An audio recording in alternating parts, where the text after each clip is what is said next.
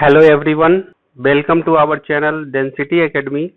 In this video, I am going to discuss Chapter 2 of Bihar Motor Vehicle Rules 1992, Licensing of Drivers of Motor Vehicles. इस chapter 2 में rule 3 से लेकर rule 23 तक हमें पढ़ना है। तो स्टार्ट करते हैं रूल 3 से। रूल 3 में क्या है? Licensing authority. अगर कोई लाइसेंस प्रोवाइड करेगा तो कोई तो अथॉरिटी होना चाहिए लाइसेंस प्रोवाइड करने वाला। तो वो कौन होगा? लाइसेंसिंग अथॉरिटी वो होता है district transport officer. Licensing authority होंगे कौन? डिस्ट्रिक्ट ट्रांसपोर्ट ऑफिसर होंगे लाइसेंसिंग अथॉरिटी। उसके बाद टेस्टिंग ऑफिसर रूल नंबर 4 में दिया गया है टेस्टिंग ऑफिसर के बारे में। टेस्टिंग ऑफिसर कौन होंगे? किसी पर्सन को ड्राइविंग लाइसेंस देना है या नहीं देना है, ये कौन टेस्ट करेगा? तो उसके लिए टेस्टिंग ऑफिसर्स होते हैं। वो कौन कौन होते हैं? जैसे लाइसेंसिंग अथॉरिटी हो सकते हैं, मोटर व्हीकल इंस्पेक्टर हो सकते हैं, या फिर any officer not below the rank of inspector of police. मतलब इंस्पेक्टर ऑफ पुलिस के पोस्ट से नीचे नहीं होने चाहिए, ऐसे ऑफिसर टेस्टिंग ऑफिसर हो सकते हैं। या फिर सर्जेंट मेजर जो नॉमिनेटेड किए जाते हैं लाइसेंसिंग अथॉरिटी के द्वारा, उस पर्सन को टेस्ट करने के लिए कि क्या वो पर्सन ड्राइविंग लाइसेंस होल्ड करने के लिए फिट है या नहीं।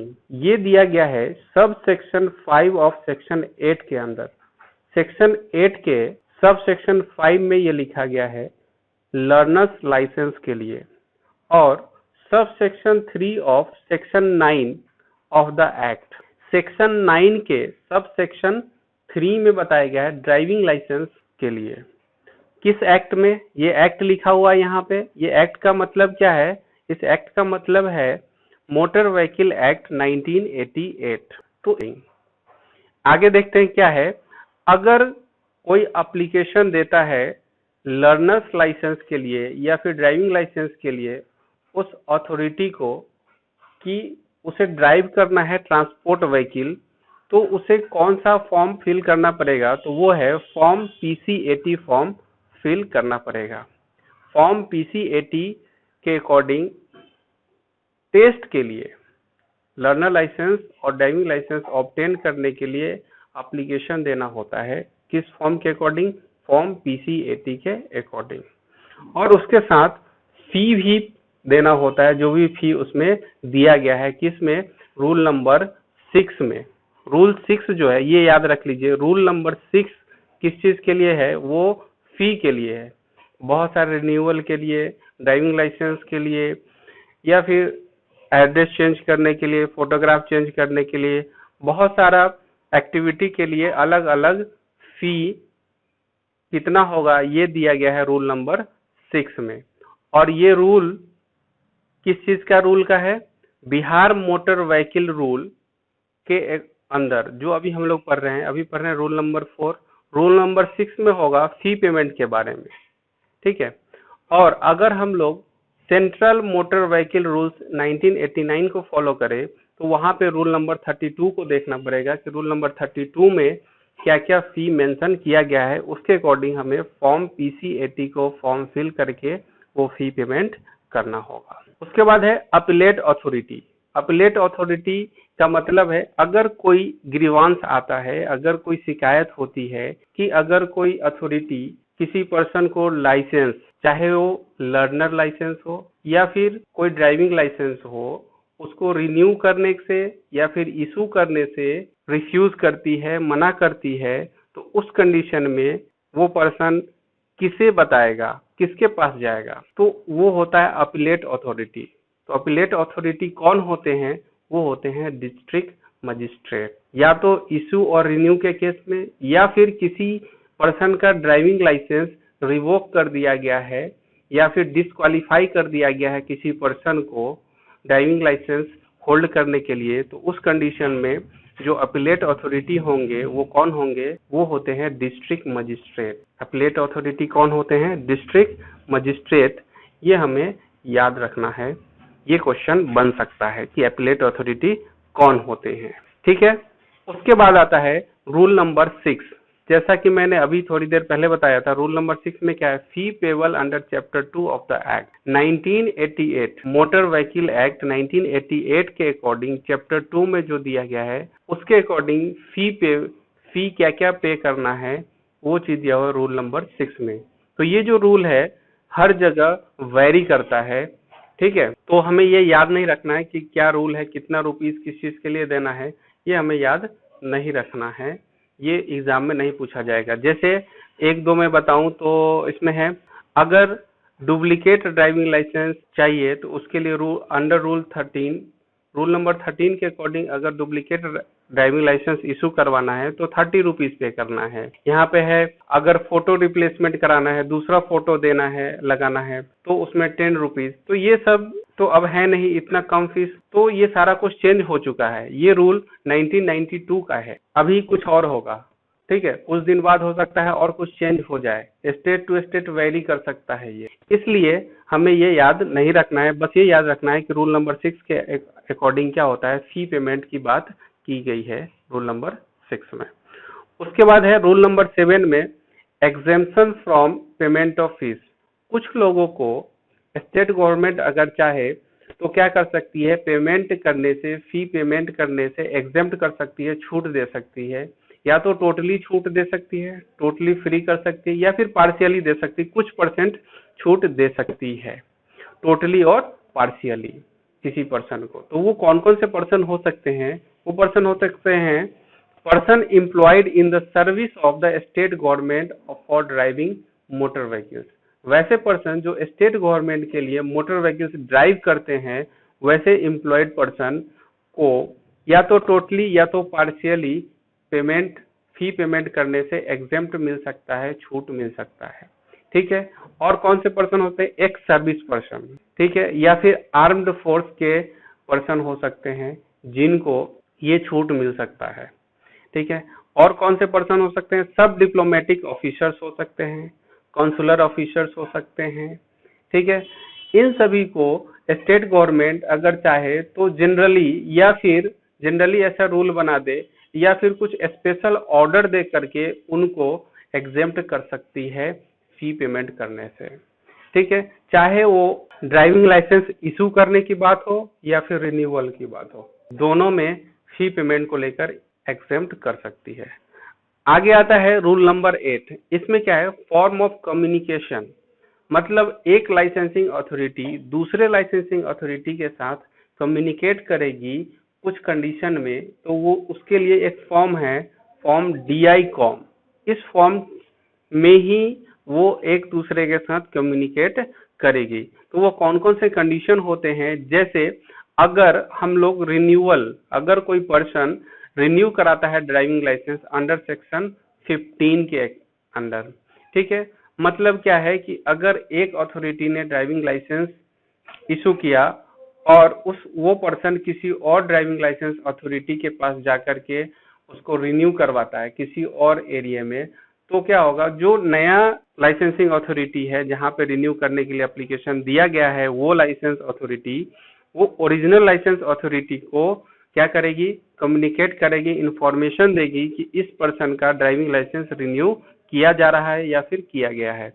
या फिर इस केस में जब रिवोकेशन ऑफ ड्राइविंग लाइसेंस होता है, उस केस में भी एक लाइसेंसिंग अथॉरिटी दूसरे लाइसेंसिंग अथॉरिटी को क्या करेगी, इंटीमेट करेगी, इंफॉर्मेशन देगी कि इस पर्सन के ड्राइविंग लाइसेंस को रिवोकेट कर दिया गया है, ठीक है। या फिर किसी ड्राइविंग लाइसेंस को रिवोकेट कर दिया गया या फिर किसी पर्सन को डिसक्वालीफाई कर दिया गया है ड्राइविंग लाइसेंस होल्ड करने से, उस कंडीशन में भी जो अथॉरिटी लाइसेंसिंग अथॉरिटी डिसक्वालीफाई करेगी, वो ओरिजिनल लाइसेंसिंग अथॉरिटी को जिसने भी ड्राइविंग लाइसेंस इशू किया है उसको इंफॉर्मेशन देगी इस फॉर्म के अकॉर्डिंग, फॉर्म DI कॉम के अकॉर्डिंग।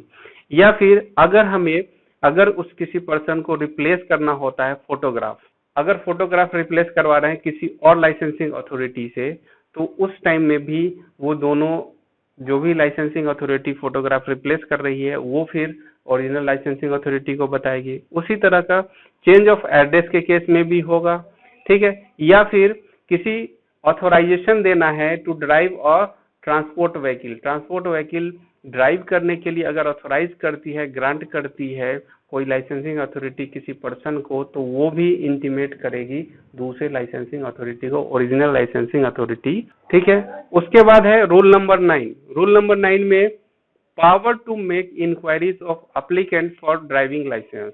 कुछ पावर दिया गया है ड्राइविंग लाइसेंस अथॉरिटी को कि वो ड्राइविंग लाइसेंस के अप्लीकेंट का को इंक्वायरिंग कर सकती है, उसके आइडेंटिटी को इंक्वायरिंग कर सकती है कि क्या जिसने भी ये होल्ड किया हुआ है ड्राइविंग लाइसेंस वो वही पर्सन है या कोई और है, या फिर उसका जो ड्राइविंग लाइसेंस है वो डिस्क्वालीफाई तो नहीं किया गया है किसी और लाइसेंसिंग अथॉरिटी के द्वारा।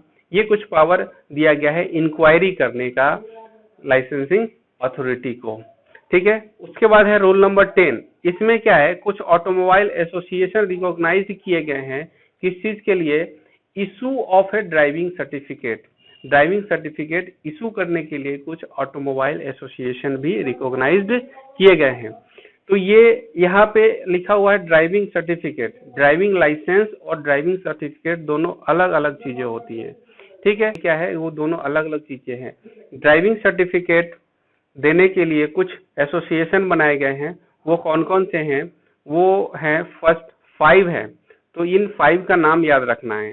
पहला है the western India automobile association, दूसरा है the automobile association of southern India, उसके बाद है the automobile association of eastern India, उसके बाद है the automobile association of upper India, और लास्ट है the Uttar Pradesh automobile association. बहुत आसानी से ये याद रख सकते हैं। जैसे देखिए इसमें क्या है, ऑटोमोबाइल एसोसिएशन इसमें भी है, ऑटोमोबाइल एसोसिएशन यहाँ भी है ऑटोमोबाइल एसोसिएशन, और इसमें भी है, और ये लास्ट वाले में भी, सारे में ऑटोमोबाइल एसोसिएशन है। बस हमें याद क्या करना है, western India, southern India, eastern India, upper India. यहाँ पे क्या है, वेस्ट ईस्ट साउथ है, नॉर्थ नहीं है। नॉर्थ की जगह पे क्या है, अपर इंडिया है। और उसके बाद है 5th नंबर में उत्तर प्रदेश ऑटोमोबाइल एसोसिएशन।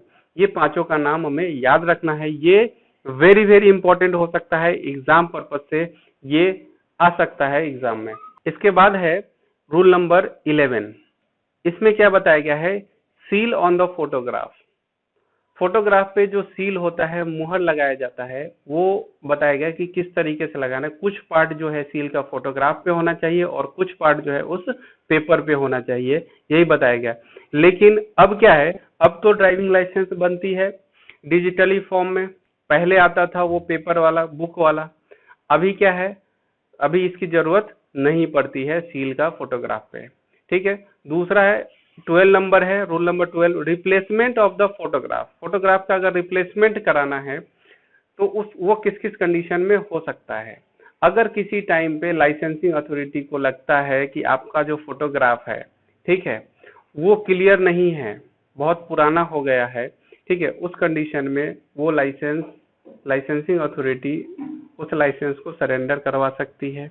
ठीक है। या फिर आपको भेज सकती है लाइसेंसिंग अथॉरिटी के पास कि वहां जाइए और आप अपना फोटोग्राफ चेंज करवाइए। ठीक है। अगर आप ये करने में फेल हो जाते हैं, जो भी बताया गया है वो फेल हो जाते हैं, तो लाइसेंसिंग अथॉरिटी क्या कर सकती है कि आपका लाइसेंस सीज कर सकती है। कब तक, जब तक कि उस ड्राइविंग लाइसेंस का एक्सपायरी डेट है, उस पीरियड तक आपका जो ड्राइविंग लाइसेंस है वो सीज कर सकती है लाइसेंसिंग अथॉरिटी। उसके बाद है कि किसी भी टाइम में अगर कोई लाइसेंस होल्डर है, उसे लगता है, उसकी इच्छा है कि ये मेरा फोटो पुराना हो गया, इसको चेंज करवाना है, तो वो लाइसेंसिंग अथॉरिटी के पास जाकर के अपना फोटोग्राफ दे सकती है, रिसेंट फोटोग्राफ खुद से, और वो चेंज करवा सकती है कुछ फीस दे करके, को जो भी फीस मेंशन किया हुआ है। उसके बाद है इस फोटोग्राफ, अगर कोई लाइसेंसिंग अथॉरिटी ऐसी है वो चेंज कर रही है फोटोग्राफ आपका, और वो licensing authority original licensing authority नहीं है, तो वो फिर कम्युनिकेट करेगी ओरिजिनल लाइसेंसिंग अथॉरिटी को कि इस पर्सन का ड्राइविंग लाइसेंस में फोटोग्राफ चेंज किया जा रहा है, रिप्लेस किया जा रहा है, और उसका एक कॉपी उस ओरिजिनल ड्राइविंग लाइसेंस अथॉरिटी को भेजेगी, सेंड करेगी। ठीक है।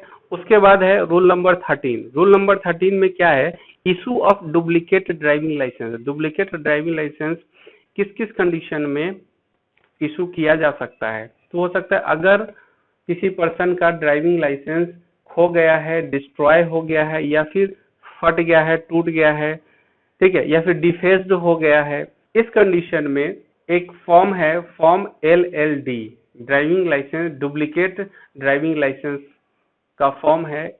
ये फॉर्म फिल करके उसके साथ कुछ फी है, रूल 6 के अकॉर्डिंग वो फी पेमेंट करने के बाद एक डुप्लीकेट ड्राइविंग लाइसेंस हम लोग इशू करवा सकते हैं। उस ड्राइविंग लाइसेंस पे डुप्लीकेट लिखा हुआ होगा, स्टैम्प किया हुआ होगा, किसमें, रेड कलर में, रेड इंक में, duplicate in the red ink में स्टैम्प किया हुआ होगा। जो भी डुप्लीकेट ड्राइविंग लाइसेंस इशू होगा उस पर डुप्लीकेट इन रेड इंक में डुप्लीकेट स्टैम्प किया हुआ होगा। और अगर डुप्लीकेट ड्राइविंग लाइसेंस हमने इशू करवा लिया, उसके बाद अगर जो ओरिजिनल ड्राइविंग लाइसेंस है वो हमें मिल जाता है, किसी तरह अगर मिल जाता है, तो क्या है, उसके बाद हमारा क्या रिस्पॉन्सिबिलिटी दिया गया है कि इमीडिएटली जो ड्राइविंग लाइसेंस है, डुप्लीकेट ड्राइविंग लाइसेंस है, उसे हमें वापस करना होता है उस लाइसेंसिंग अथॉरिटी को जिसने भी डुप्लीकेट ड्राइविंग लाइसेंस इशू किया है, उसको हमें वो डुप्लीकेट ड्राइविंग लाइसेंस रिटर्न करना होता है। ये है। उसके बाद है change of address. Rule number 14 है change of address. Change of address, जैसे अगर कोई पर्सन ड्राइविंग लाइसेंस होल्ड करता है, किसी लाइसेंसिंग अथॉरिटी से ड्राइविंग लाइसेंस लिया और वो किसी दूसरे एरिया में चला गया, किसी भी कारण से एड्रेस उसका चेंज हो गया, बिजनेस पर्पज से या जॉब पर्पज से, तो उस कंडीशन में उसको जो भी ड्राइविंग लाइसेंस अथॉरिटी है उसको 30 दिनों के अंदर विद इन 30 डेज उसको इन्फॉर्म करना होता है कि मेरा एड्रेस चेंज हो गया है, न्यू एड्रेस है, उसको इंटीमेट करना होता है उस लाइसेंसिंग अथॉरिटी को। तो ये हमें याद रखना है कि चेंज ऑफ एड्रेस कितने दिनों के अंदर हमें इन्फॉर्म करना होता है, तो होता है विद इन 30 डेज। 30 डेज के अंदर उसे इन्फॉर्म करना होता है, ठीक है। इस तरह का इंफॉर्मेशन मिलने के बाद जो लाइसेंसिंग अथॉरिटी है वहाँ का, जो नया लाइसेंसिंग अथॉरिटी है, वो जो ओरिजिनल लाइसेंसिंग अथॉरिटी है उसको इंफॉर्मेशन देगी, कम्युनिकेट करेगी, ठीक है। जो ऊपर बताया था फॉर्म, उस फॉर्म के अकॉर्डिंग वो कम्युनिकेट करेगी कि इस पर्सन का ड्राइविंग लाइसेंस में एड्रेस चेंज हो गया है, ठीक है। ये रूल नंबर 14 है। अभी तक हमने रूल नंबर 3 से रूल नंबर 14 तक पढ़ लिया। अब आगे हमें पढ़ना है रूल नंबर 15 से लेकर रूल नंबर 23 तक। इसके लिए मैं एक अलग से दूसरा वीडियो बनाऊंगा, नहीं तो ये वीडियो बहुत ही लंबा हो जाएगा और आप लोगों को एक बार में पूरा रूल्स याद नहीं हो पाएगा। इसीलिए मेरा पर्पस है कि एक वीडियो आप एक बार देखें, 2 बार देखें और पूरा रूल आपको याद हो जाए, ठीक है। इसीलिए इस वीडियो को मैं यहीं पे एंड करता हूँ। यहाँ तक वीडियो को देखने के लिए थैंक यू। ये इस वीडियो का पार्ट 2 भी बहुत जल्द आ जाएगा, अपलोड कर दूंगा मैं। Thank you. अगर ये वीडियो अच्छा लग रहा है, ये सेशन अच्छा लग रहा है, तो इस वीडियो को लाइक कीजिए, शेयर कीजिए और इस चैनल को सब्सक्राइब भी कीजिए। Thank you.